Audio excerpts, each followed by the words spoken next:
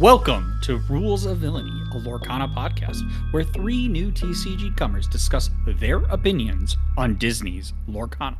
I'm Villain Vince, joined by my two co-hosts, Villain Andy and Villain Brad, aka the Mayor. Hey guys, how's it going? Hey, not bad. How are you, Vince?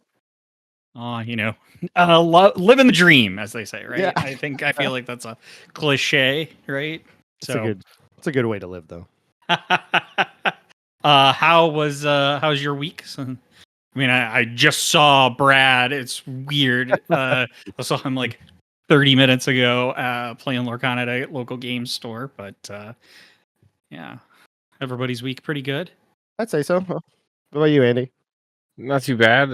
Little salty after the weekend I had. We'll get into that a little later, but I've been trying to grind out some focus practice with the wife and try and get as ready as I can for the next weekend of the set championships.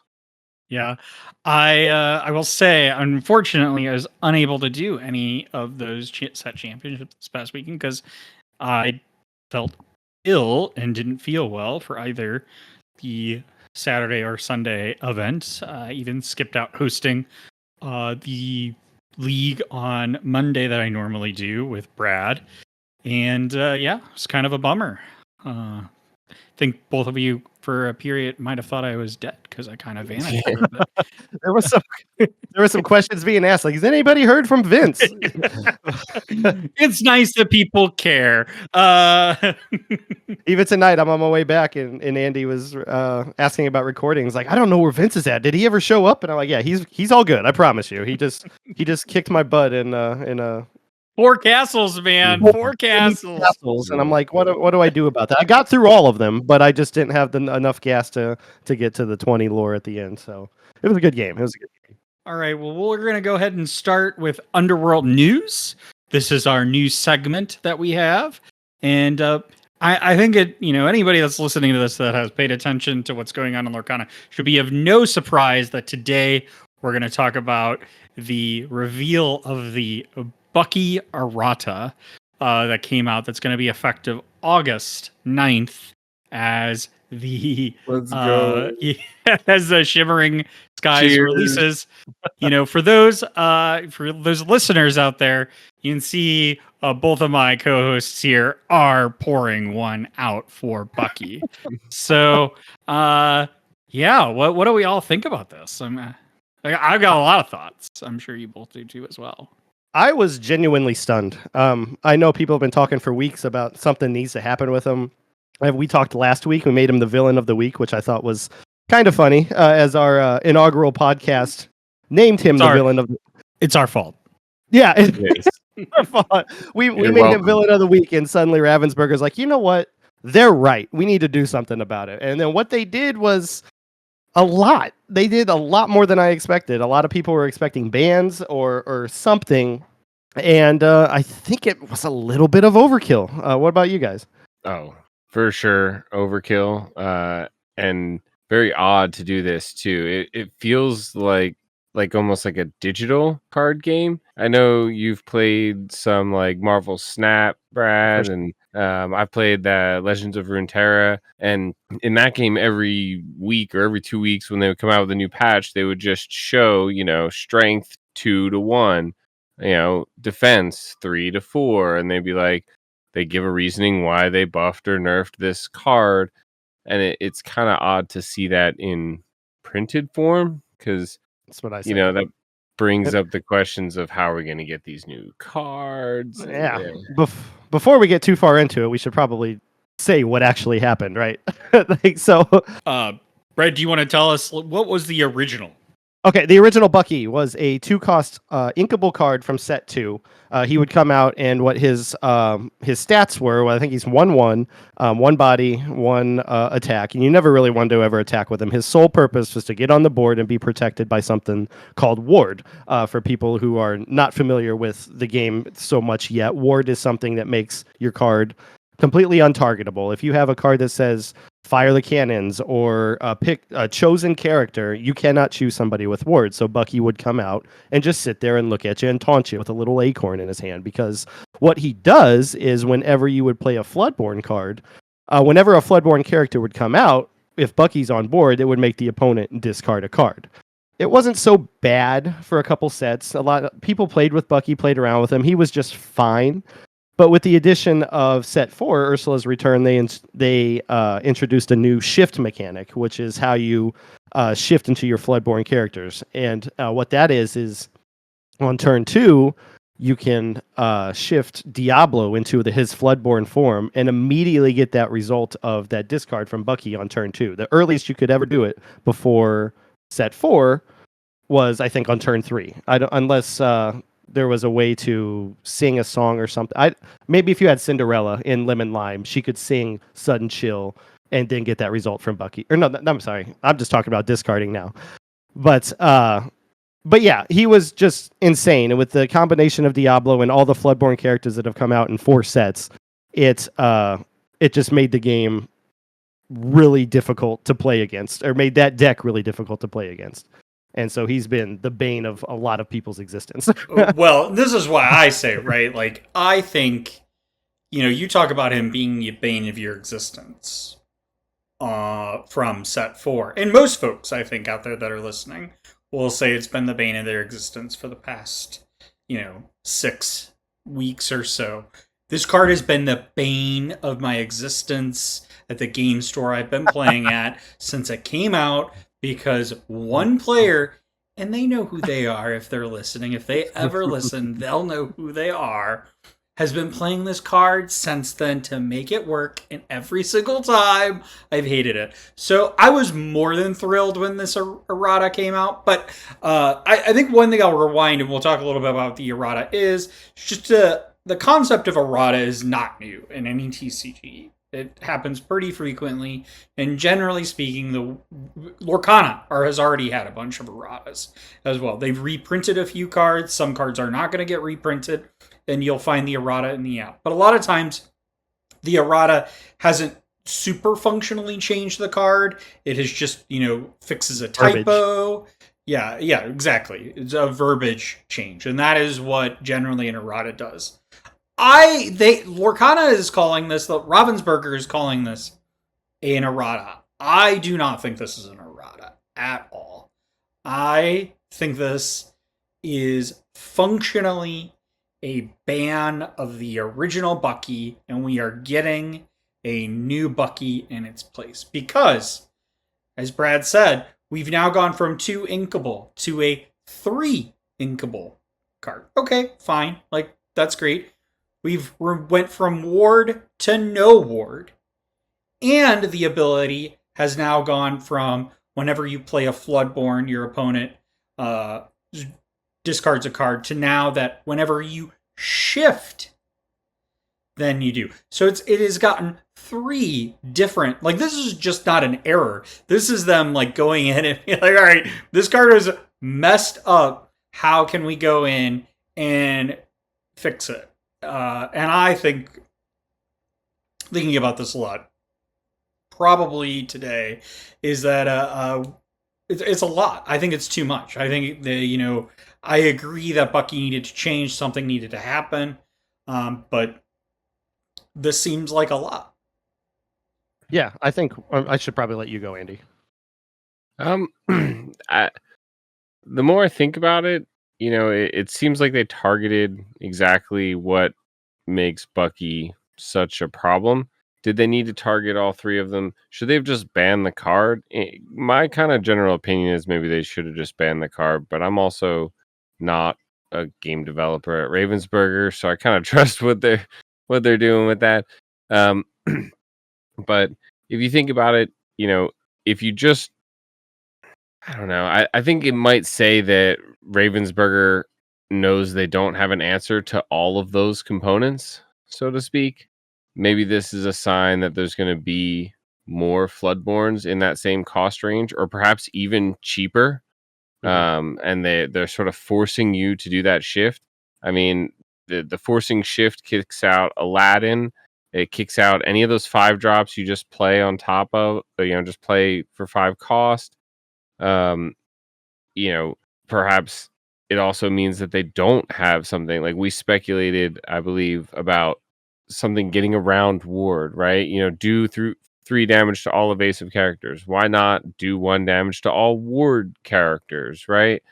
Um, it kind of seems like they don't have that, right? So they had to take away his ward to try and get um, around some of that. But it is weird to use the term errata. That is another really weird part of it. I agree. I think I did see that they said that this is not normal.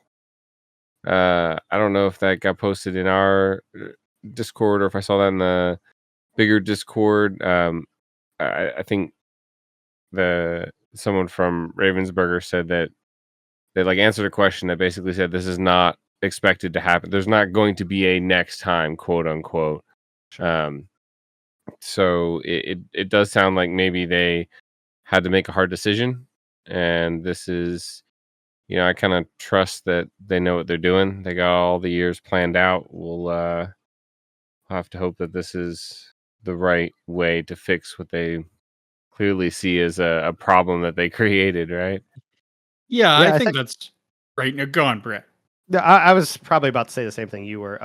I think one of the issues is the lack of um, choices that you have to combat this deck. Like I've been on the side of the fence the entire time. While acknowledging the issue that Bucky presents, and we've had multiple discussions on our Discord and just privately about it. That my answer was, so I'm just going to play blue steel because I know that I can ramp up with blue and I can get the 5 or 6 really quickly to grab my swords or have Big Tink come out. Both of those will wipe him out really quickly. But the problem with that is, though, you're limiting your play. Anybody who wants to combat that is either has to play that combo or play Bucky, and it's not healthy for the game for it to be limited to those 2 options if Bucky's running so rampant and not being no other color combos being able to do anything about it. So I think the choice. I mean, I can only speculate. That's all we can all do, but I feel like it makes me wonder if the next set doesn't have a whole lot more removal, when they were like, okay, we actually have to do something about this because the meta is not going to change in the next 3 months after set 5 comes out because Bucky, there's just not enough answers there within all the colors to deal with him. Right. So that's all I had to say about it. It was just the lack of those in other colors, but I mean, I think that's right. I think you're both hitting on a question that I had, which is like, why now? I mean, I'm kind of on the same page as both of you are, which is that, trusting Ravensburger, I have to give them a lot of credit. They're clearly listening to the community. They're seeing that people are not having fun playing against the Bucky decks that are out there. And they're making a change. They're giving plenty of players opportunities to think about it so that this isn't going to affect the DLC that's in Fort Worth. It's not going to affect any of the set championships. So if you're a green steel player out there and you love that deck, I might disagree with your love for that deck sincerely, We're but not like you still friends. got time you have a to month. play that deck. And then when Shimmering Skies come out and for the DLC that's going to be in Toronto, you won't be able you'll be able to play Bucky, but it'll just be the errata version of Bucky. So I think it's really great that Ravensburger's listening to it. I want to trust them that they know what they're doing here. I just kind of wonder a little bit, should they just banned it ultimately and not done this, kind of weird errata and then just printed a new card. I mean, I think probably that's kind of where I lie on this, which is like, hey, we made a mistake in this design. We're going to ban this original card and we're going to print a new card, in there and stuff. And I don't think there's any reason, why you could just include this as a freebie in the sets that come out in when Shimmering Skies. You can include it in the OP kits as just a free regular card. I mean, we don't know exactly how this is going to be released. It is likely, given the drastic change of this particular card, they're going to send out a new card. It does seem like they're hinting to that. They haven't released exactly, at least from what I've seen yet. They haven't released how they're going to do that yet. They seem pretty close-lipped, but which is fine. You know, I don't need to know that information right now, but it does seem like this is going to be pretty heavy because you can't have some kid that goes and buys, you know, an old Bucky, thinks that he's got this awesome card, and then, you know, somebody is like, you know, a month from now, like, sorry, buddy, that card does not do what you think it does. You know, so it is such a drastic change that this is one that I think definitely will need a new printed card for most folks that are playing the game. Yeah, I just had I was going to touch on what you already did regarding what they're going to do to fix or to get the card out there, right? They were very clear in the Discord today, the official Discord, that they can't speak on what they're going to do about it yet. I have my ideas. I think, like you said, they're probably going to. I think it makes sense to ship them out to the local game store. Send them a big stack of them, like they did the Jolly Rogers and the Cinderellas and the last OP kits, right? We got 64 of those cards, maybe even more of those for the people who want to run Bucky, because. I was thinking about Toronto, where the errata is going to be lifted up to the new card is going to be what's eligible, right? So, like, the people who want to go there and run Bucky, have they had enough chances to get the new card yet? So I feel like there's just going to be stacks and stacks of them at Toronto just to pass out for the people interested in playing Bucky and who haven't had the opportunity to get them. I don't know. It just seems wild that a card that was so readily available before, and a set 2 promo, by the way, is now suddenly just gone. 30 days and it'll be officially retired. But the fact that if you want that promo, you better get it now on TCG Player. Last I saw, too late. No, they're already gone. Yeah, probably by the time you're late. listening, they're already gone. There's a few listed for $100 already on TCG Player. Are you serious? That's absolutely wild. They were all a couple dollars and they got all bought out. There were dozens of them. Yeah, $3 it started at, and within like 10 minutes they were up to $7 or $8, and then 15. There's only like 20 left, and then there was like 3 left, and it was $15 after like 20 minutes, and then it all of a sudden sprung up to like 20 available, but it was 15 plus, 15, 20, 25, 30, and then somebody had a bunch of them for sale for $100 a piece. Yeah, don't buy this card for $100. Yes. If you're, I mean, like, listen, I'm not giving you financial advice. That's not the purpose of this podcast. But I will say, do not buy this card for $100. It's not worth it. Can I go on a little tangent? Just like 2 seconds. Yeah, please go. Imagine this scenario where, I guess nobody listening, probably some people know about the thing. Andy created this thing I hope you don't mind me telling the story, Andy, but Andy created something. Everybody knows what Wordle is. So he created something called Loredle, where every day us in the local Discord, we get on there and we guess a Lorcana card. And he's been working at it, tweaking it, making it really cool. And everybody in our Discord love it, or in the community Discord loves it. And I float the idea to him today to, hey, you should just drop like the results into the official Discord and see if they eat it up. And it was slow at first, but then people started seeing. They're like, "What is this? This is really cool. This is really cool. Who made this?" 10 minutes later, Rochelle drops the news about Bucky, and that place explodes for the next 4 hours until like 5:30 or so. When Andy's gone, people are like, "Okay, can we go back to the Loredle now?" It was the wildest thing, like coincidence, that we're like, of course we introduce this, or Andy introduces this today, something he should be very proud of, and it just gets buried by this damn squirrel. That's all I had to say. I mean, the squirrel is a villain. We said he was a villain last week, and he's, even though we got the best of him, he's still trying to get the best of us at the end of the day. I was worried that like they pushed this news out to like stop people from talking about the game, and the mouse was gonna come knock on my door like from South Park, and oh man, I thought for sure I was done for. Please, it was please wild. don't come from us. Please don't come from us. We love this game. So yeah, but I guess we all have our thoughts. I think pretty similar lines on what we think about this card. Uh, I think we're all glad that something has been done, even if we don't necessarily agree with how it's been done. Maybe they went overboard with it. But my question is right now, do you think this card is still playable? No, 100% not playable anymore. And Yeah, it I don't is know. I don't know new how to. form. It throws off the curve. It takes away all the value, like we said before, of Aladdin, and anything that doesn't get shifted.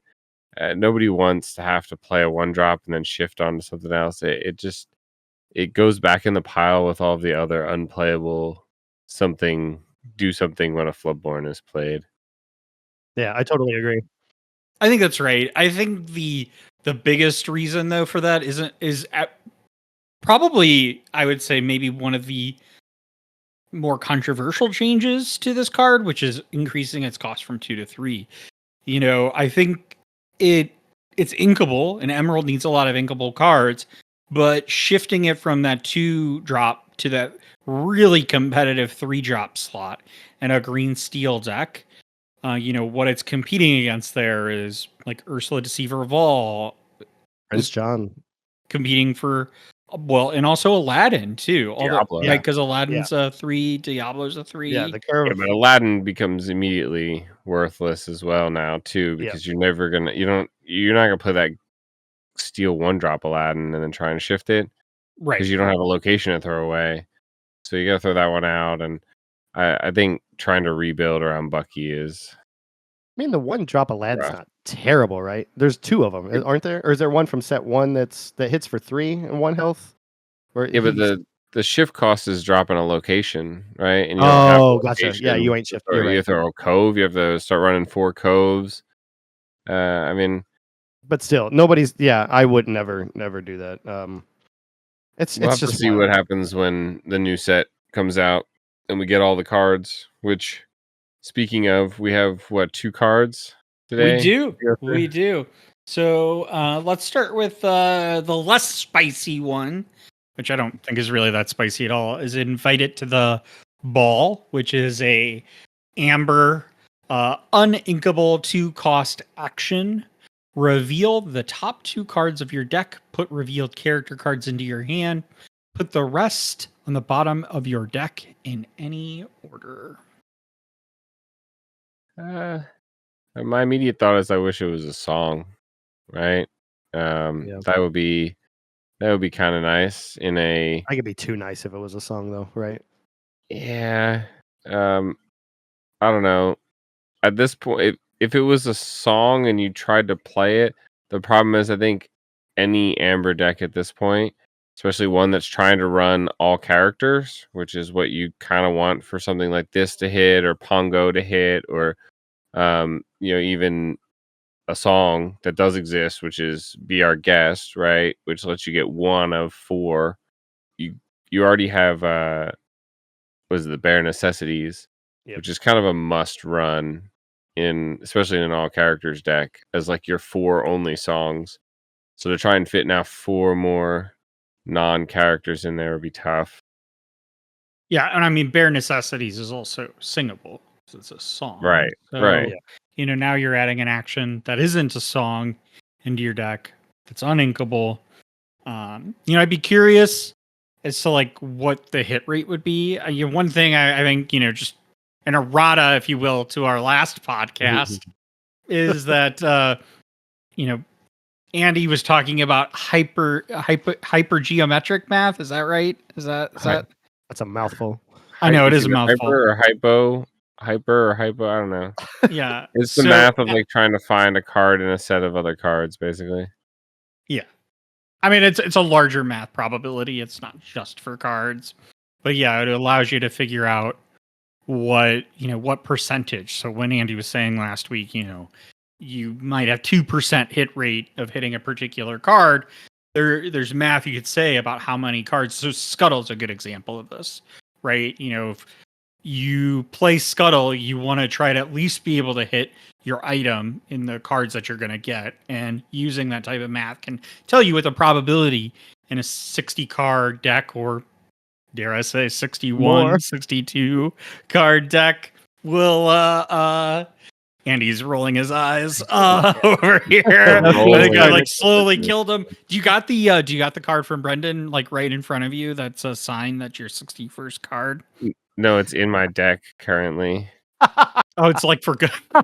Yeah, it's we'll get more on it later, but the list I came up with, I decided to throw it in, and I was like, this one will bring me good luck.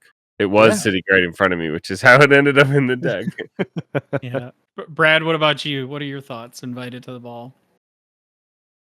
I don't love it. It's uninkable. It's an action, so basically, it's always going to be ink that you're paying to play it. And I just don't know when I play Amber if that is a card that I'm ever happy to play. I'm not playing it on 2. I was thinking as you were talking a little bit ago, when is that card worth playing? And I don't, if I'm thinking that hard about it, I just don't like the card. And I like how my Amber plays. I mostly play, when I do play Amber, it's Steel Song. But if I had the cards for a good Mufasa deck, maybe I'd throw it in there. But it would be a desperation like dig, right? Trying to find more characters, or I just don't know. I don't love it. Yeah, so are we giving this a 1 or a 10 at Triton's Decree, Brad? I would play Triton's Decree way more than this one, probably. 1 Triton's Decree being the least likely to play, 10 most likely to play.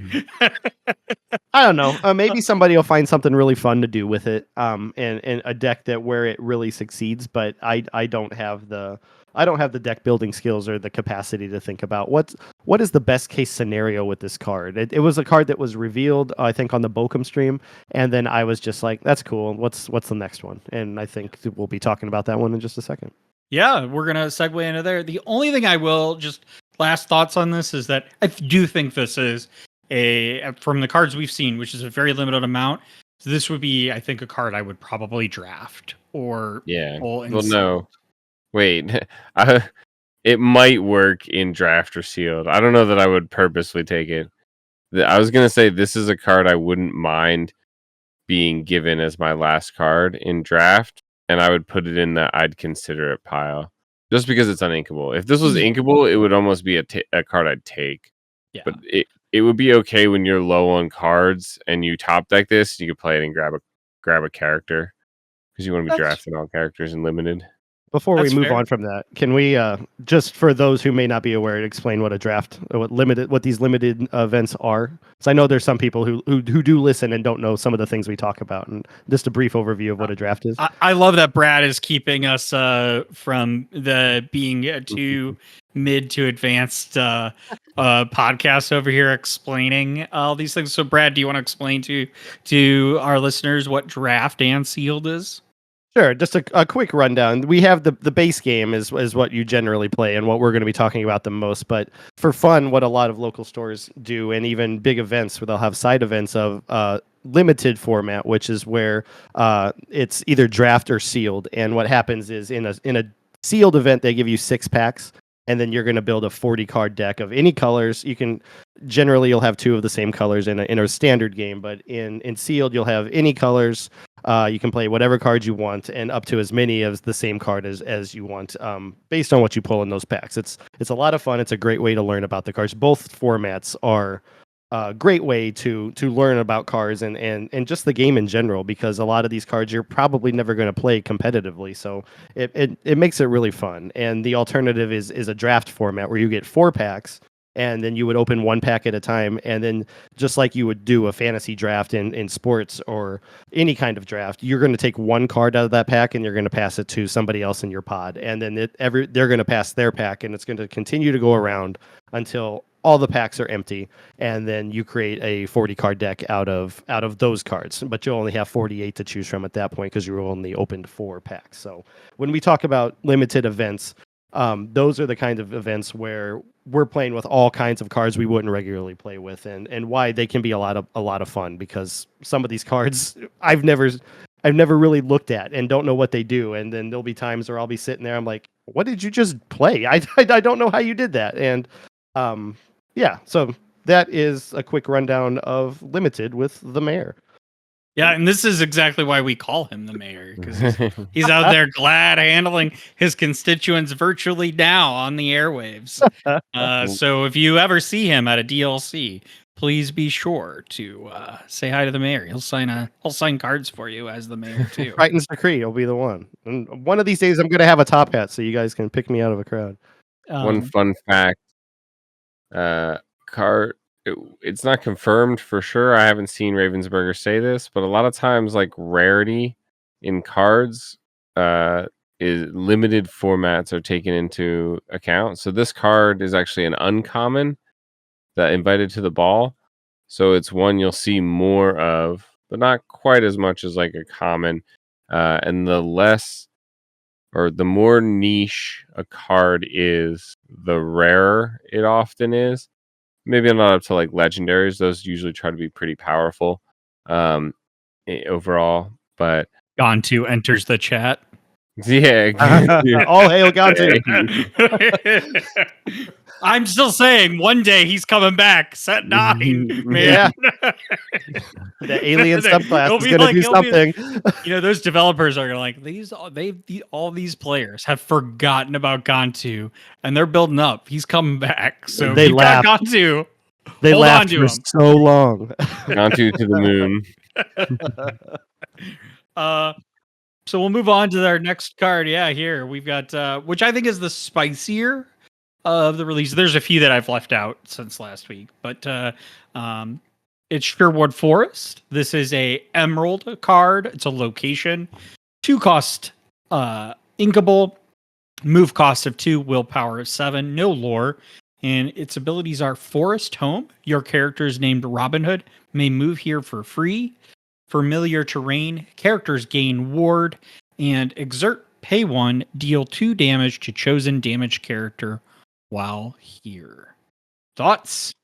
I like it. I don't know that it's going to get a lot of play, but the ideas of what you could do with it are intriguing to me. But I don't know that they would ever pay off against just meta competitive decks, right? I like the idea of Robin Hood moving there for free. We're getting so many Robin Hoods now. There's even a new 9-cost Robin Hood that I guess we're not talking about this week, but we will eventually. And I because I really like this Emerald Hades card, just the potential of what he could do. I don't think he's good, but Andy hates it and likes to troll any ideas that I have for him. But the fact that he exists and then such a high cost Robin Hood exists, and we have 2 low cost Robin Hoods that could essentially come out and make that 9-cost out there a lot sooner and move over there and have ward with there's something there. I don't know. It's going to cost a lot to do it, I think, but I'd like to play around with it on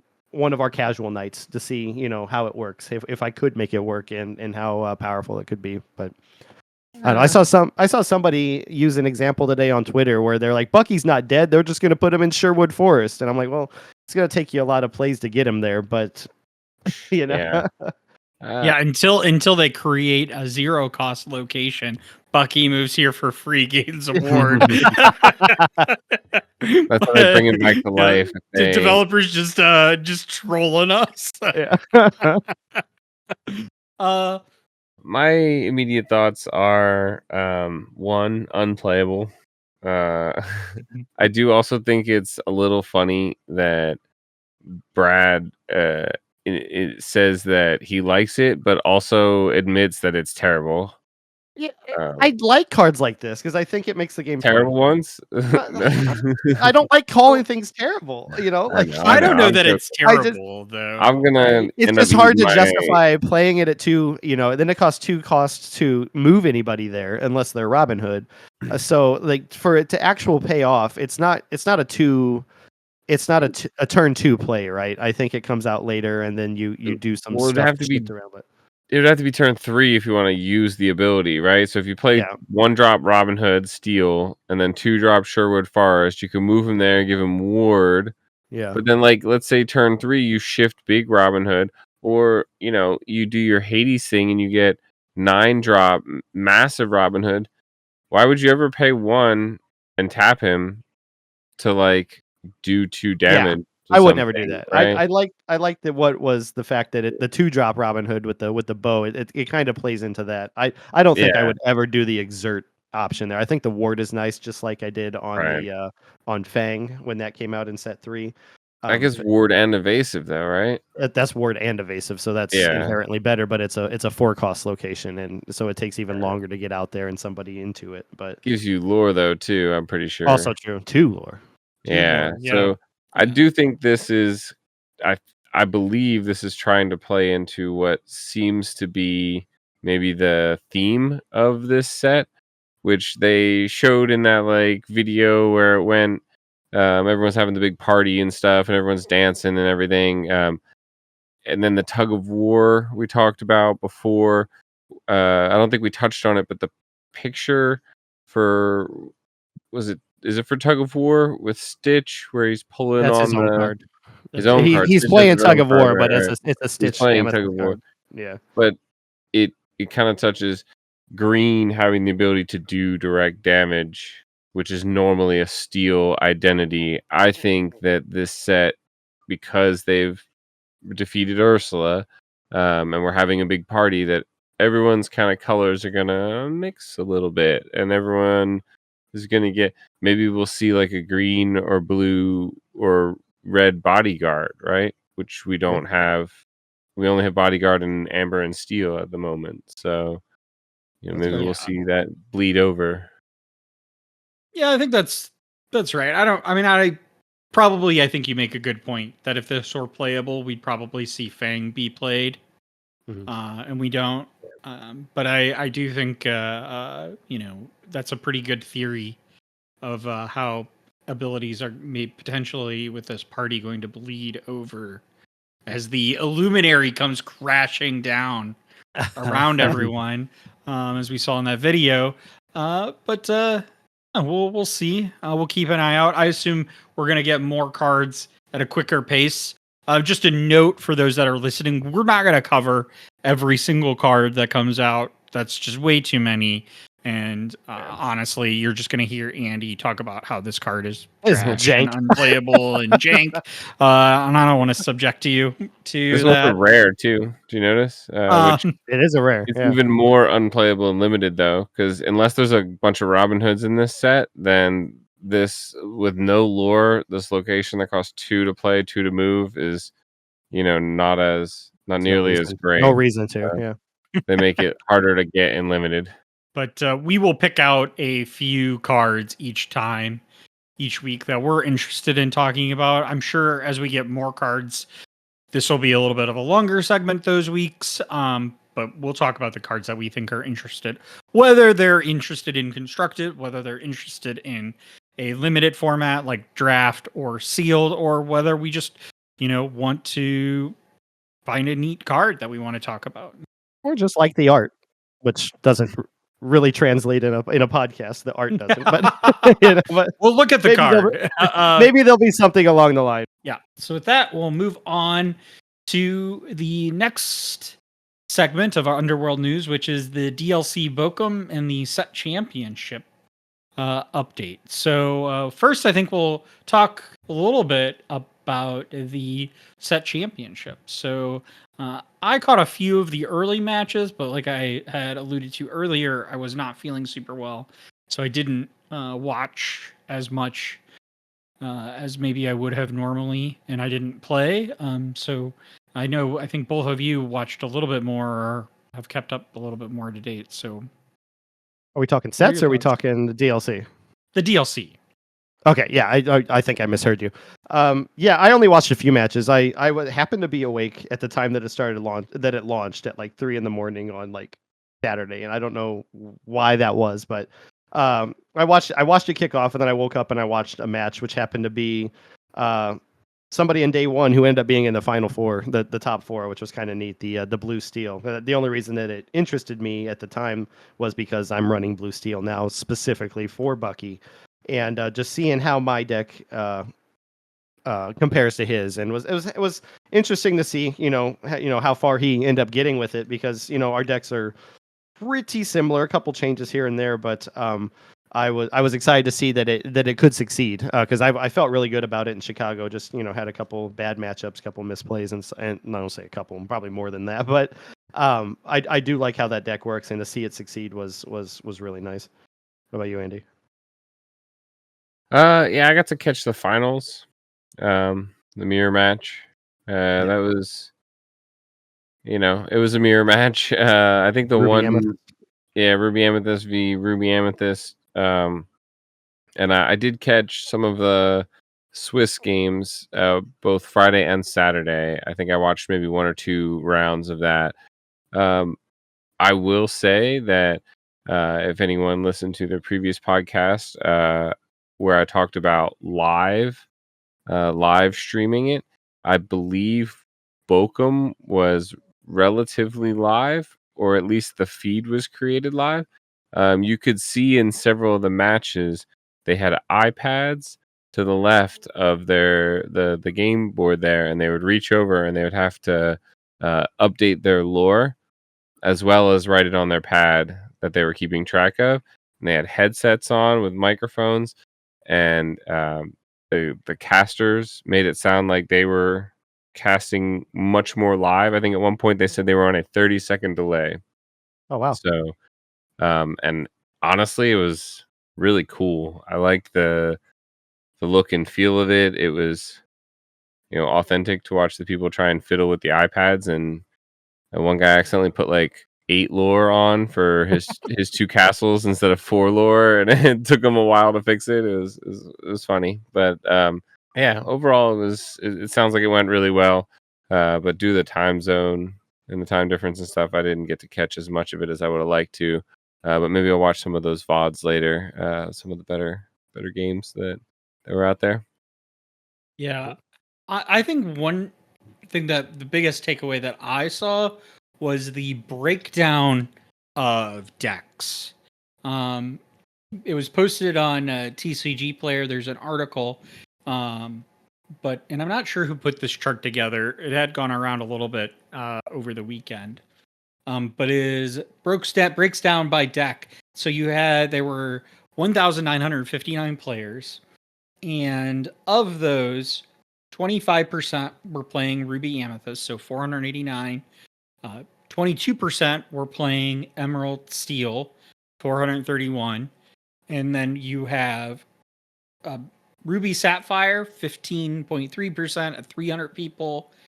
Steel Sapphire, 261 at 13.3%. And Amber Steel, still chugging along here at 115, 5.9%. Every other deck, Amethyst Steel, Amethyst Emerald, Amber Ruby, all fell below 5%. And then when you look at the conversion into top 64, the top percentage decks are Ruby Amethyst, 31.7%, Emerald Steel at 39.7%, Sapphire Steel at 12.7%, and then you have these kind of stragglers with Ruby Sapphire, Amber Steel, and 1 Amethyst Steel. It's surprising, but also not, like, because we know Ruby Amethyst has been just so dominant for 3 sets, and then I think when set 4 came out, people were like, okay, Ruby Amethyst didn't get a whole lot.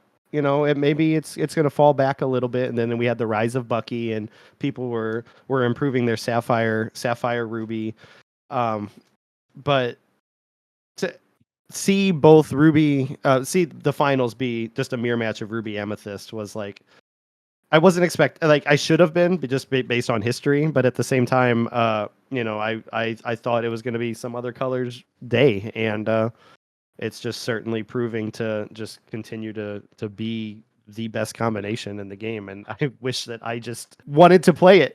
I don't. It doesn't interest me as much as as it should be, if I wanted to, I guess, possibly win more. But yeah, I don't know. Like my main point in that whole spiel was that I was surprised, but also not. So Yeah, I think it's one of those things where, uh, we talked about last week again, right? And Brad, you just said, a lot of Ruby Amethyst didn't get a lot of good cards. And I think what it shows is it didn't need a lot of good cards. It was Yeah. already so good that the few cards it got, I think, really just helped it keep up with what's here. And I think we're also, we talked about last week with Emerald Steel is like, even though it's an expensive deck, like you should still expect seeing that because people are gonna play it. Now we don't know what all these people are playing, and I would suspect that all 431 players that went to the DLC in Bochum aren't playing 100% meta green steel decks. But there's probably some variation there. You'd be surprised. Uh, 431 players times 4 Buckies per deck. There was probably a lot of squirrels in that. Well, I mean Bucky, I think for sure. But Yeah, I'm talking about like the Diablos, right. the more expensive characters. If you got 2 or 3 of them, maybe you tech in a card, that Right. you think could fill that cap out. So looking at the winner here, which I'm not even going to attempt to pronounce because I think I would probably absolutely botch that. Uh, uh, Actually, I think it might be Timothée, like Timothy Chalamet, but that's probably wrong. So Timothée, here yeah. here's like I'm not even going to try, and then I do try, and I probably butcher it. So I apologize, but for that. But he's the Ruby Amethyst list. I mean, I think this seems pretty standard here. We see the 4 Flynn Riders, Frenemy. We have the 3 Meta Medusas, 4 Sisu Emboldened Warriors, 3 Be King Undisputed. I think, The most interesting one is probably the 2 Pan Shadows. yeah, for sure. I think Or that not, he's is not a shadow, just the Shadow Shadow Finder. Finder, yeah. And also the 4 1-drops.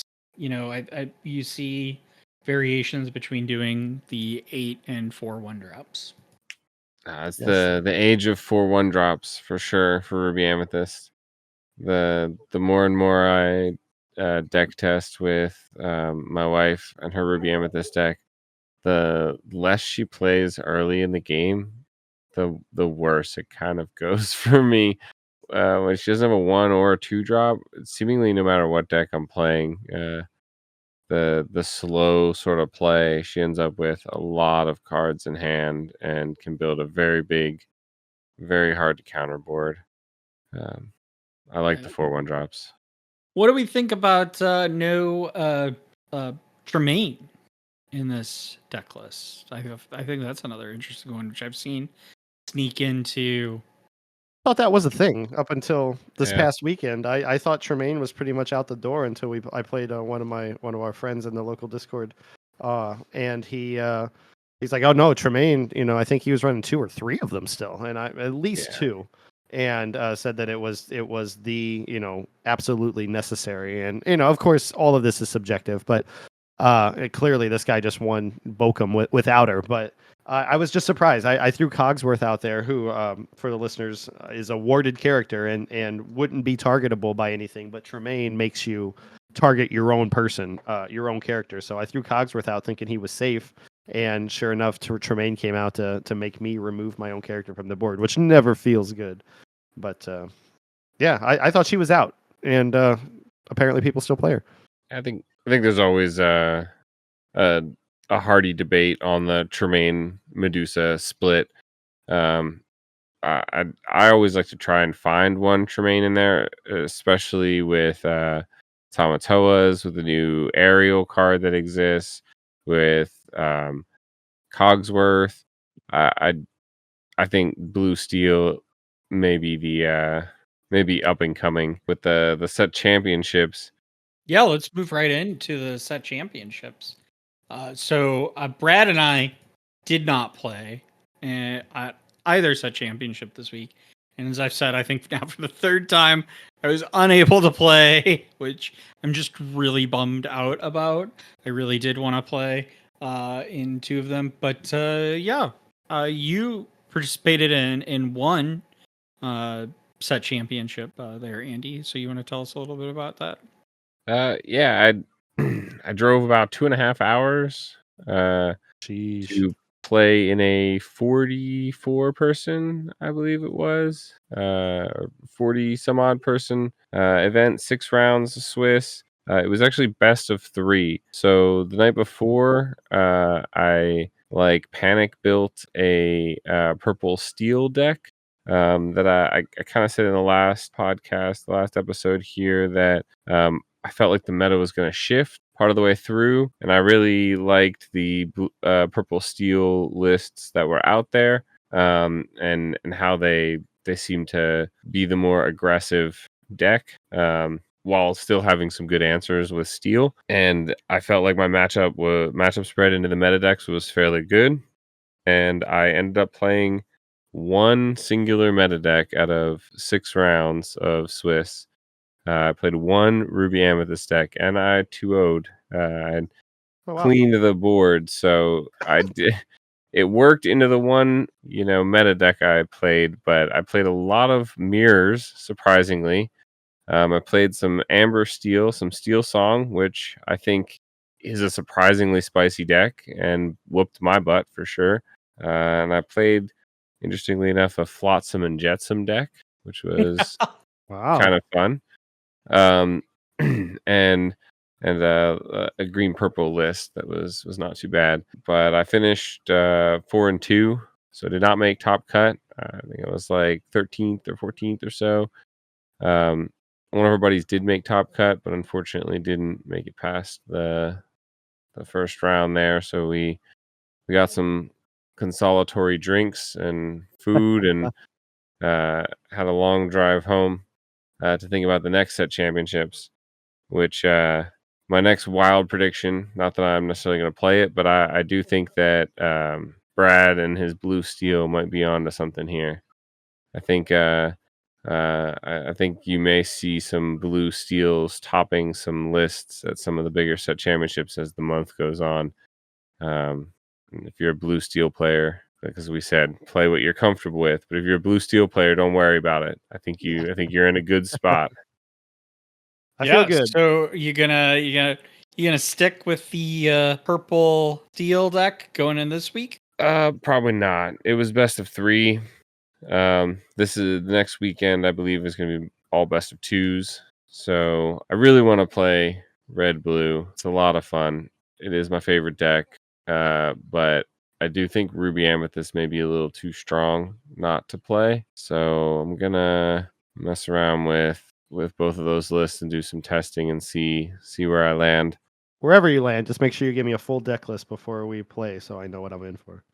Yeah, right. Round 1. That will be what happens. If you don't play me, you'll play your wife. Send me your deck list. I'll build an exact copy of your deck, and that way, if and beat you with it. match up Yeah. round 1, yeah, I'll play that deck, and we'll mirror. We'll do a true mirror, as is tradition.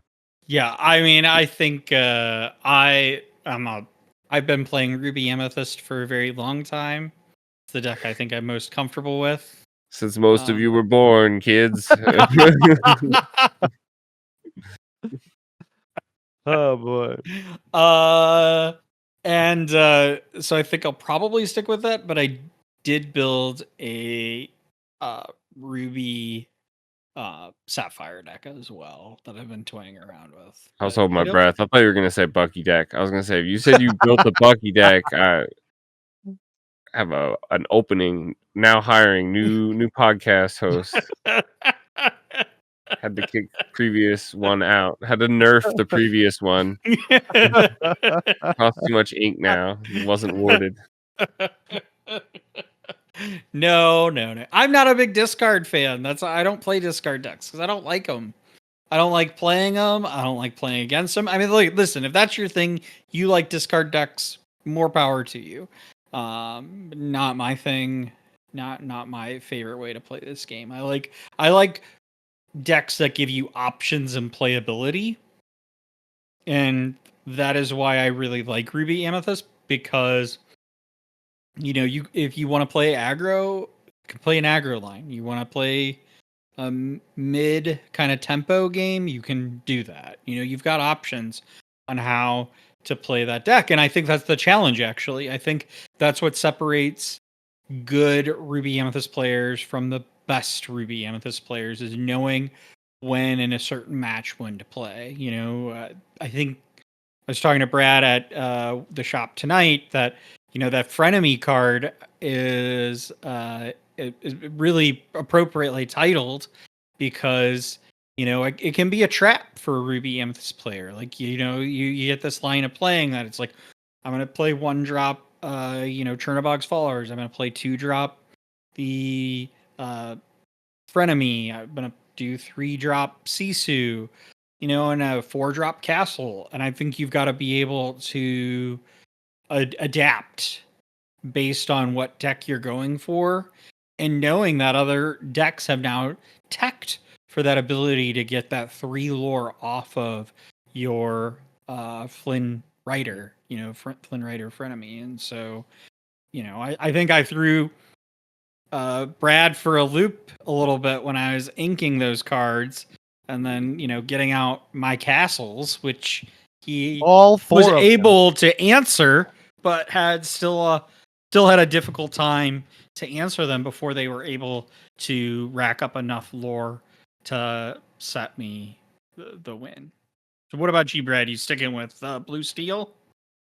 Yeah, I feel like if I'm going to stay true to our advice from last week, it's play what you're comfortable doing. I built 2 other decks. I did a lemon lime discard without Bucky, that I like, and then I did a Ruby Amethyst with the Jim Hawkins package, to bring out RLS Legacy and Queen's Castle, and multiple turns, and move there for free, get the evasive on RLS Legacy if possible. But he comes at a cost of 5, where at that turn you're looking for Maui, and you're looking for bigger cards coming out to answer the opponent's board. So there's some trade-offs there, but I like the off meta stuff, and I think Jim is a fun card to play. But I'm not going to get enough reps in before then to feel comfortable with it. So I've been playing Blue Steel since set 4 dropped, and I'm comfortable enough with it. So I'll just die on that sword. Anything else we want to talk about when it comes to the DLC Bokum or such championships? I think I'm good. No, I think it segments into our next segment pretty well. Yeah. Hatching evil plans, as you like to name. Although this isn't so evil. It's just our tournament advice we have for what we're gonna, what to do, how to do things, the logistics there. So Andy, you've been to a lot of tournaments. So tell me, like, from a participant's end. Yeah, you always want to try and make sure you're registered ahead of time. They are always going to be bigger than you expect. The Disney Lorcana scene is very popular. They will often make you have a deck list, so be ready to write out all of the cards. I had to do that at the set championships I went to. Always bring a pen, paper. I'm a big proponent now. I used to like all the little lore counters and the dice and things, but I'm a big proponent now of writing down yours and your opponent's lore on a piece of paper as you play the game. Why? Yeah, that way you can always can dispute or have a nice record of sort of what happened during the game. If there are lore disputes, if you have a dice or something like that, the table gets bumped and the dice rolls over. There's no way to tell how much dice they had. If you're keeping track of their lore, there's no way they can accidentally or on purpose add a couple extra points or anything like that. And it helps keep the game state, consistent and accurate, really. Yep. So it's always best plan. Plus, it gives you all the information you should need, right? The last thing you want to be doing when you're trying to decide on a really important turn, what to ink, what to play, how to sequence your turn is, leaning over and asking your opponent, oh, how much lore do you have? So I think it's an overall good idea. Get a nice little like Disney notepad or something. I've seen a lot of people have those. We've got the official ones from the Lorcana DLC. Those are a nice little souvenir they give you. Yeah, bring some pens, your pad of paper. Always want to make sure you have a nice fresh set of sleeves on your cards. And Um, extras. and extras, yes, extras for it. What I like to do is I have my deck box with my 60 cards, not a single card more. If you happen to have a deck with more than 60 cards in it, Wrong. I do agree that with Vince you are wrong, but that's you're not that wrong, so it's not that big a deal. But you always want to make sure your deck box only has the cards that you're playing in your deck. Don't leave a card that you're going to give to your friend later. Don't leave the cards from a booster pack that you opened after you got there early. Nothing extra in your deck box. Um, I like to have another box with a pile of sleeves. Like Brad said, extra sleeves in case one of them gets damaged. And then that's where you put all those extra cards that you're going to give a friend or you got from a booster pack or something. Bring a water bottle if you can, or most local game stores have the concessions of some sort. Waters, Red Bulls. Just be prepared for a lot of games, 4, Brad, 5, 6 rounds. you have things to add? Yeah, it's very much a mental game. I second everything Andy said. You just want to be mentally prepared. You want to write down the score. You want, because that's just more information. It's an information getting game. You want to stay ahead of the curve. You want to be asking them questions. How much ink do you have? Because it's taking time away, and where you should be focusing on your decisions by these little things. So like, keep in mind where you're at, what you're planning to do, and just have fun with it. I think my general approach to things, I've seen very rude people play, like in Chicago recently. I don't know specifically what happened, but the game next to me, somebody was yelling about something, called the judge over, and then was just incredibly inconsiderate and hard. It was hard for me to focus on my game with that happening next to me. But if at all possible, stay in your world. Play your game, make friends with the person you're playing with. Most of the time, I don't think I've ever played anybody that I genuinely didn't like. Where I couldn't enjoy myself playing the game. But yeah, just try to have fun. Know what you're doing. Bring hydration, like Andy said. If you want to bring some like snacks, do that, because if you're doing a 40-person set tournament, you're doing 6 rounds of Swiss. That's essentially 6 hours of play before even the top cut, right? Imagine going to the DLC in Chicago and having 9 rounds of that. It's an all day thing, just to try to get to day 2, where the stakes are even higher in the top cut with all the prizing and everything. So my main thing is to try to stay focused. I know it gets hard halfway through, and just remember to have a good time. It can be rough. Your deck might not treat you right, but then there's always next game, and maybe things will pick up. Yeah, I think the thing I would just emphasize here is the things you can do to prep for a tournament and when you're there are the things that are in your control. The matchups you go against, whether or not most of the folks that are going to these events are going to have fun. They're going to win. They are competitive events. You're not going to run into, hopefully, a ton of folks that you're not going to like. That, I mean, that's not the community that anybody wants to build in this experience. But just, understanding that when you go to these events, there are some things that are out of your control. Like if you're playing a deck that might not be good against, green steel, like me, say as a Ruby Amethyst player, that's not a favorable matchup. It is possible. But it's very possible you see 5 of those back to back to back, and that's a rough day, for sure. It's also possible you see none of those, but Yep. you can only plan for what you have in those lineup. It was 4, Vince. My wife saw 4 Bucky decks out of 6 back to back Sheesh. to back.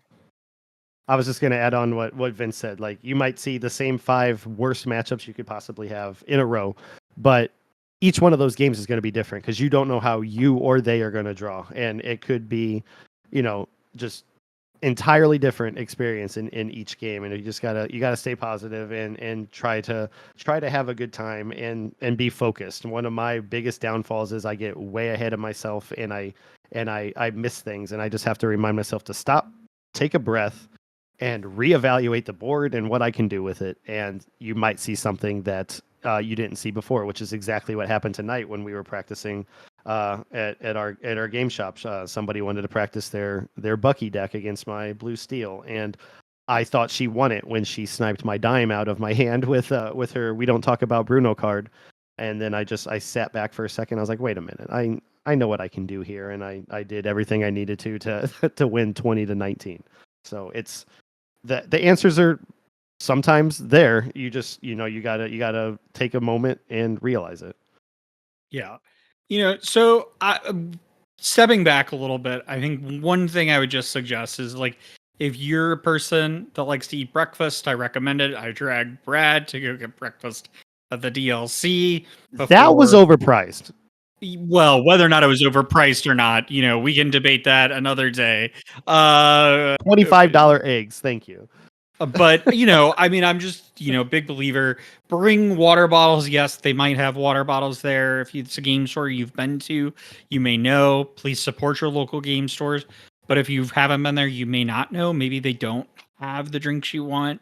I would really encourage drinking, for sure, staying hydrated by drinking water or any sort of sports drinks. These events can get pretty hot with a lot of sweaty people there. Making sure that you bring snacks, have plans for if there's a break for like lunch or food or something that you're going to get. Not all events are going to have that. Some will, some won't. These are long days, and everybody, during these long things, is just remember like why you're there, to have fun, and that you want to be a competitive player. And plenty of competitive players have bad games, and the ability is like to the key, I think, to being a competitive player is to know that you're not going to win every round, but taking every round as an opportunity to learn, to get better, and hone those skills so that the next time you face this match, you can adjust and make those fix the errors that you've made. And I think I'm a big old nerd, and so one of the fandoms I love is Star Wars, and just reminding that, like, as Yoda says in Clone Wars, for those Clone Wars fans out there, is that the darknesses can be within you, but you just let the light side shine, and the way you do that is by putting your best foot forward and understanding that, yeah, you're going to be stressed, there are going to be bad times, but just relax, calm down, and see what's on your board, play to your outs, and understand all those things. The one thing I will add that I don't think has been mentioned here, and I say this on the other side as a individual who runs these events, is if you've got questions, ask. Your opponent, your neighbors, they're all playing their own game. If you think your opponent is doing something that they shouldn't be doing, call for a judge, ask for a judge. You don't be shy about asking for a ruling. It may not be what you want to hear, but at least it's a third party, and then you can then blame, like a lot of sports folks do, be like, blame the ref, you can blame the judge, but at least, you don't want to talk to your opponent and say, is it okay if I do this? And then find out they don't. And then, they go talk to the tournament organizer behind your back or judge. Not saying that I've seen that happen, but I have heard stories of that happening.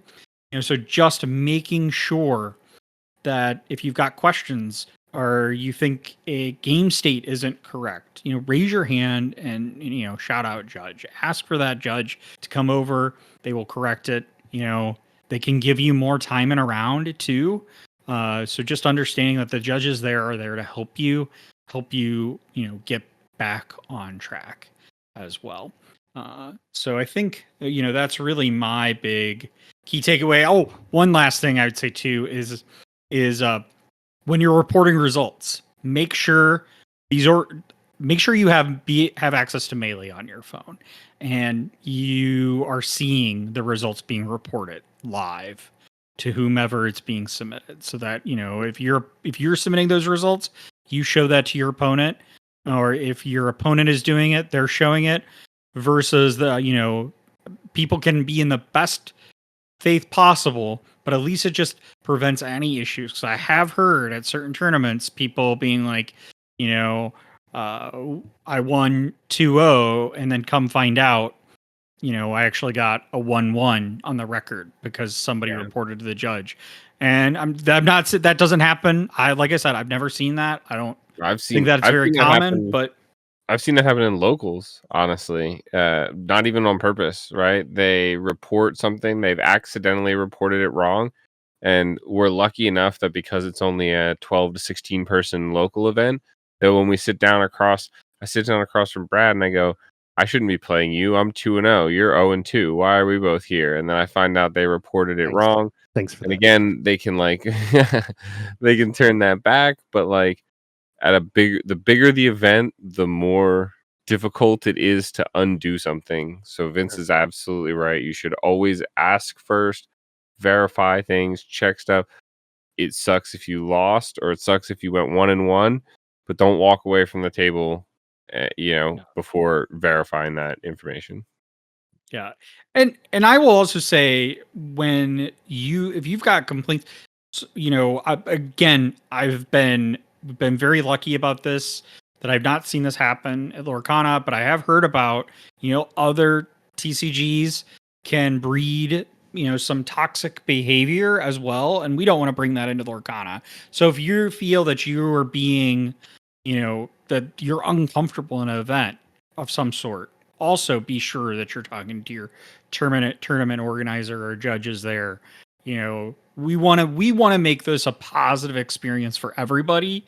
And we want to hear your concerns. So, please don't be afraid to speak up. And I will say, if you do speak up and you get a bad experience from that, go on that Discord, go to ravensburger.com, or lorcana.com, find their contact information and let them know that you're having a bad experience at the store when you brought it to their attention that you had a bad experience.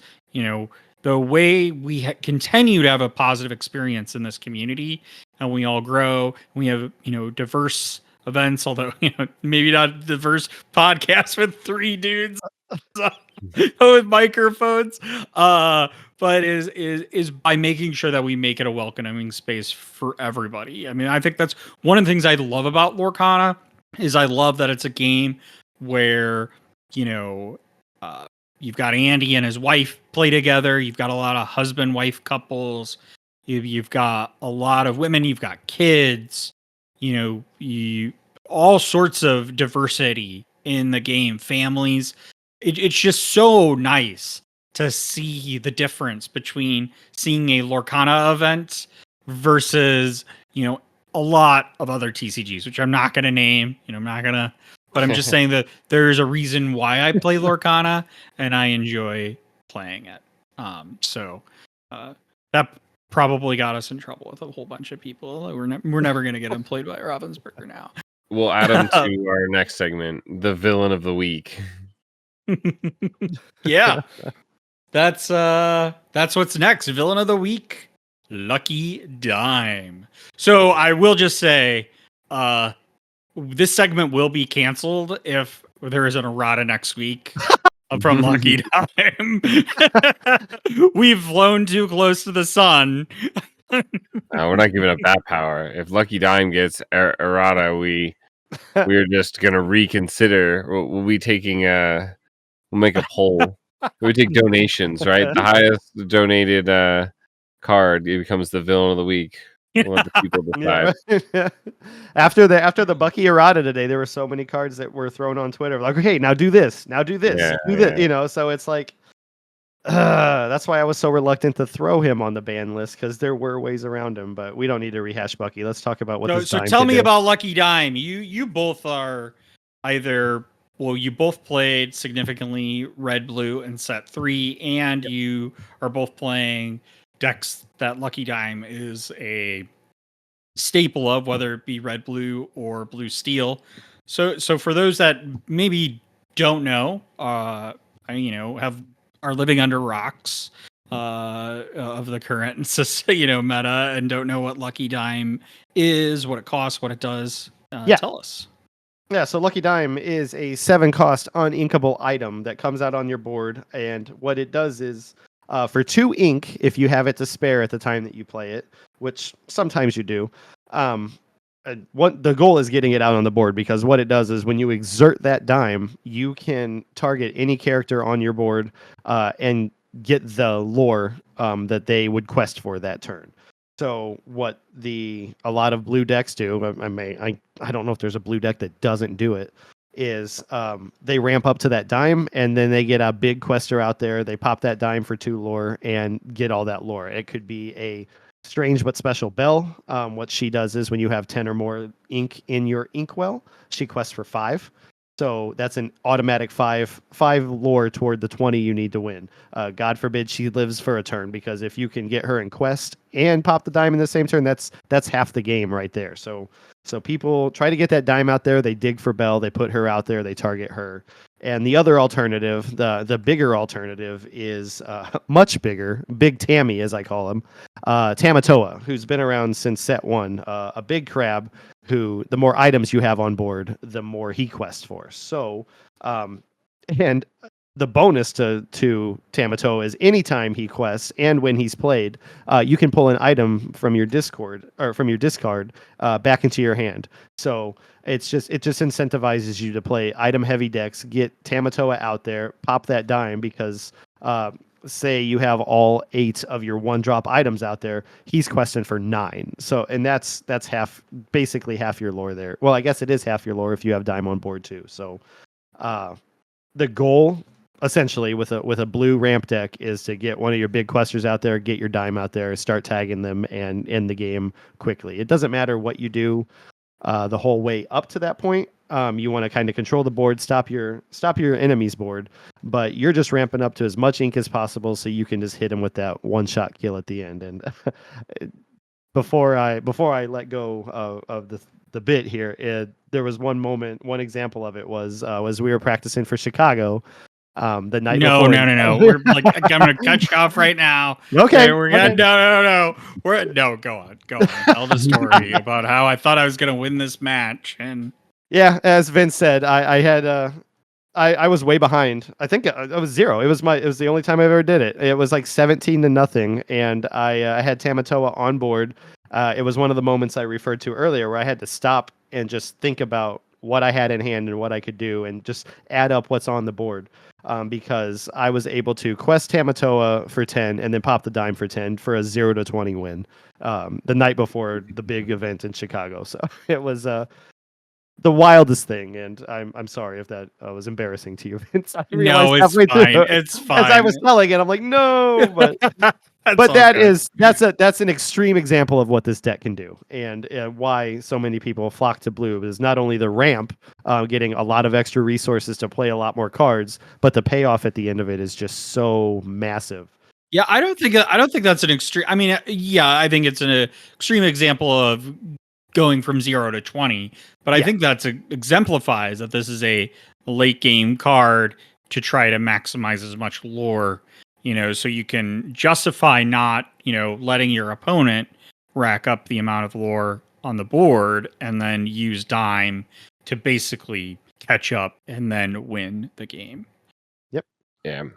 I think what makes dime such a villain, if you will, is that, like Brad said, these decks don't have to do anything for the first sort of 3/4 of the game until you ramp up. You ramp and you control. And if you didn't have that dime, imagine, even the less common scenario where you don't get 20 lore in one turn, right? You, with red, blue, or blue, steel, you play things that take out their person, and then you turn the dime and you get 1 or 2 lore from them. And then they play something that kills your thing, and then you play something else to kill their thing, and you get a couple more lore. Without that dime, that would take so much longer, and you wouldn't have enough control tools to both survive the early and mid game, as well as continue to control the board while you try and quest out.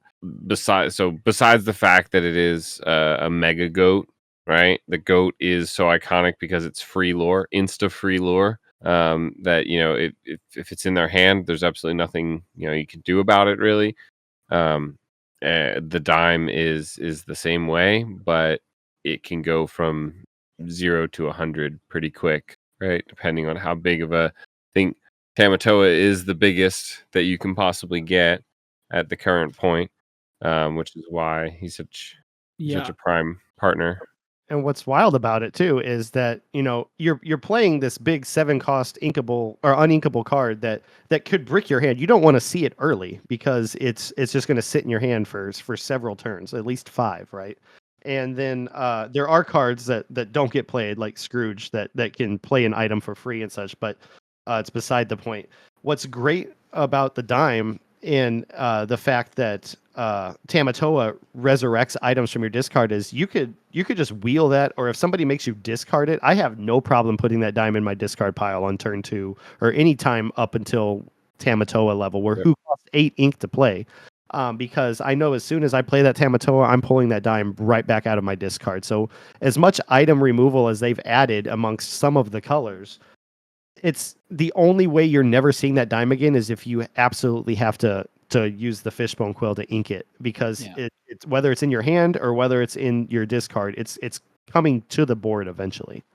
So as you've heard from these two individuals here that play this card, it sounds more like it's the hero card than the villain card of the week. But let me tell you, listeners, as the lone Ruby Amethyst player of this pod, is that it is the villain. It is the villain card, because you think you could be winning a game, you're just churning along, and all of a sudden, they could get dime out turn 7. They can get it out earlier too with these ramp decks.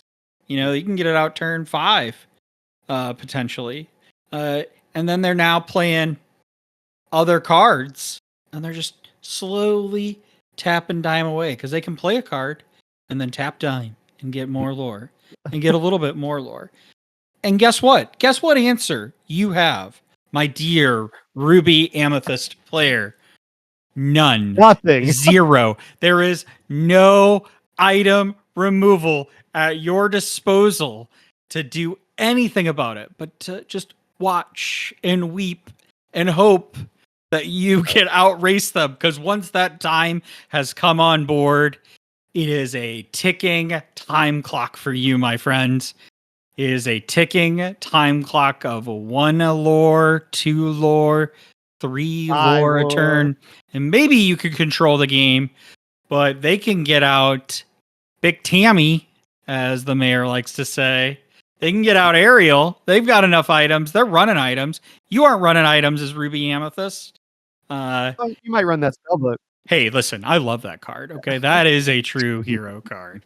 But it is you're helpless. Yeah, that's right. Like there is nothing you could do, and that is ultimately, I think, my fundamental problem with this card is that there aren't enough item removal cards in this game to balance out the risk that you have with a card like Dime. Dime is so powerful in this game.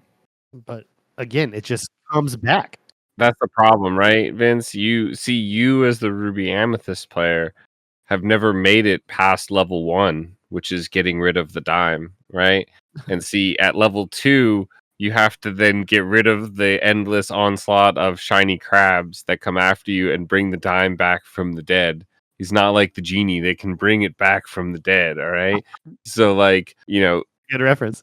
but here's the spicy tech that I saw. I was taught this after I lost in my purple steel mirror match. It calls me. It's a 1-cost song, inkable in purple, that draws you a card. So it's a cantrip, and it shuffles 3 cards from your opponent's graveyard back into their deck. So later in the game, your opponent plays the dime, and you think, well, they have the Tamatoa to bring it back. So you play the Benja, you get rid of the dime, and then you sing It Calls Me, or play It Calls Me for 1. It recycles itself, and now you shuffled the dime back into their deck, and they have to go fishing for it all over again. That's actually really good.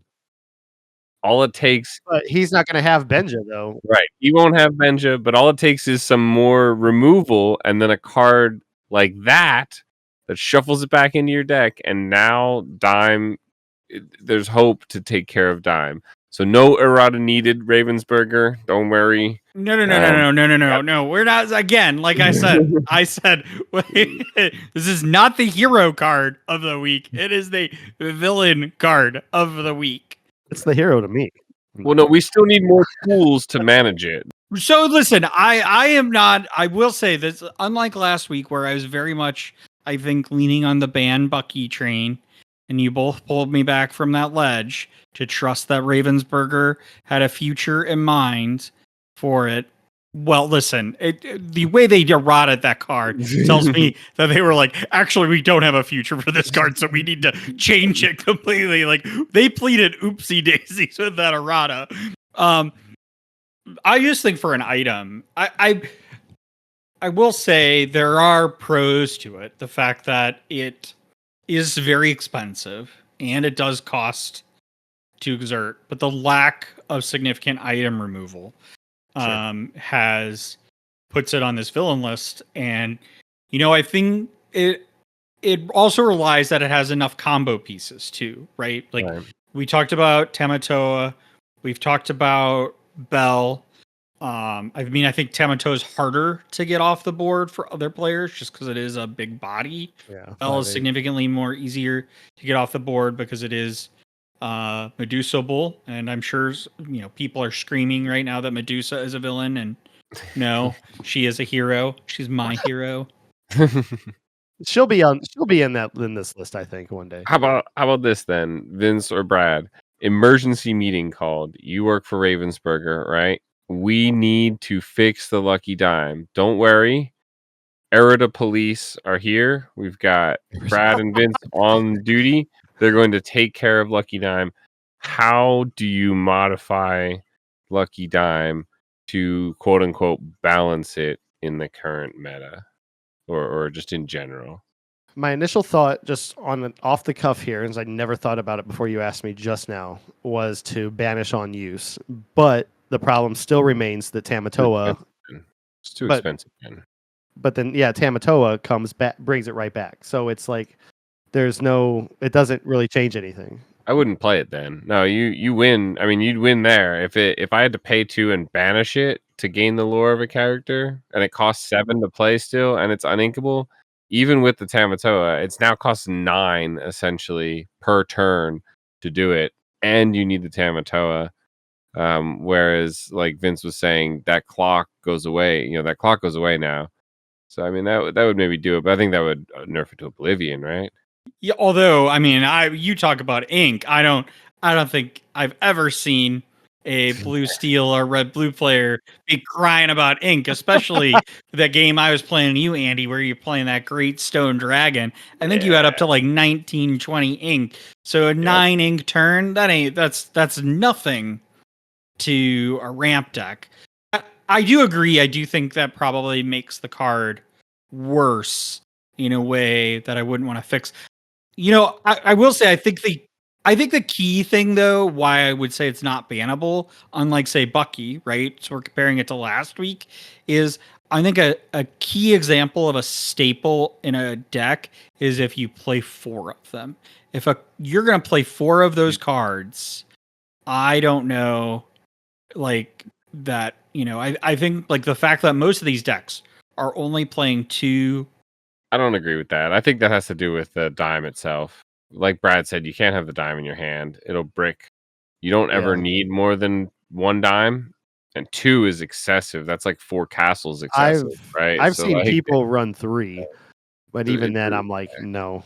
But I Yeah, mean, but like, I mean, play, right? Playing as a on the board, ruby right? amethyst player, I mean, not as a ruby amethyst, but as a blue steel or red blue player, you still have the option to fishbone quill it. Like, I mean, you're still running a high number of uninkables in those decks, more so than any other deck. Right. So there's better uninkables to have, right? It's a card that you never need more than 1 of, and you don't want to ever find 2 of, essentially. So having only 2 out of 4 of them makes it much more likely that you're only ever going to grab 1. Having 2, like I said, is excessive. When you play 2 on the board is what I meant, not 2 in your deck. Playing 2 on the board is win more. So So my answer on the errata side is leave the card exactly the same as it is now, with the exception of just copy Greatstone Dragon. It comes in exerted. That was gonna be my next one. that's a good idea.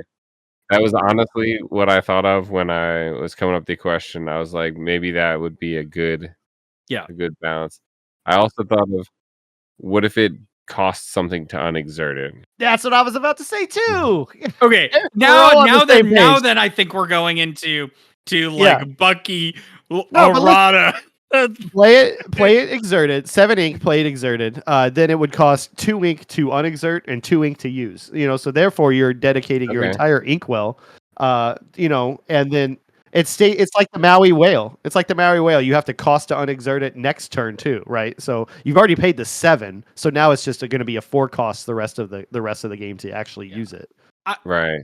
So I think the and to that point is why I wouldn't want it to be too like I still like want to go back to the point is like I don't want, if you're an Emerald Steel player out there with Bucky, like you're really unhappy now because it has been eroded into unplayability, and I don't want that same thing to happen to Lucky Dime because I want competitive decks. I want a diversity of a meta, and if you take out, like I think if you take out Dime, like if Dime, the same thing happened to Bucky that happened to Dime, I think all of a sudden red, blue, and blue steel decks basically become Yes.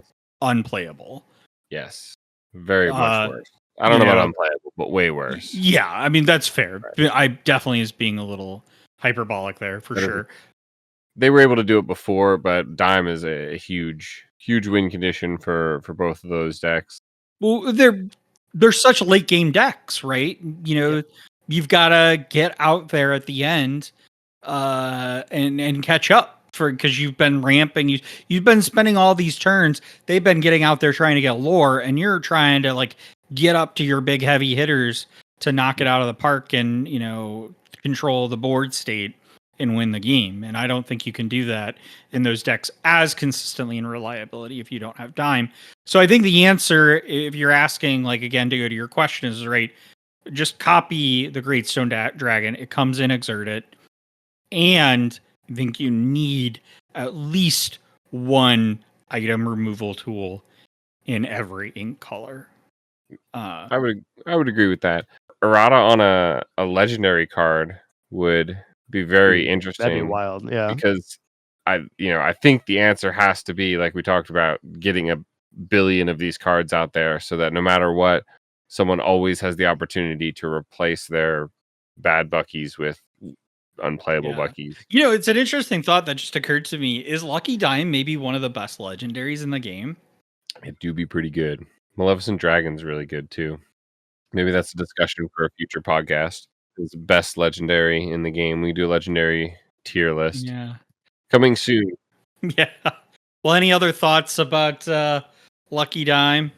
No, I thought that was a good discussion. I'm still impressed that we were all on the same wavelength of like of these ideas where I had what I was going to say when I had a window, and then Vince said it, and then the next thing I thought of, Andy said it. I'm like, okay, yeah, we all get it. But I like my dime. Stay off of it. Fair.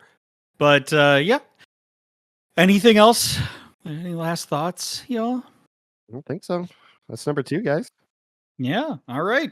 Well, if you've enjoyed listening to this episode, please rate us on Apple Podcasts, Spotify, or wherever you listen to your podcast. We're also on YouTube, so please be sure to like and subscribe and hit that bell icon to be notified of our next episode. Until next week, stay safe, fellow villains. And as always, remember the rules of villainy.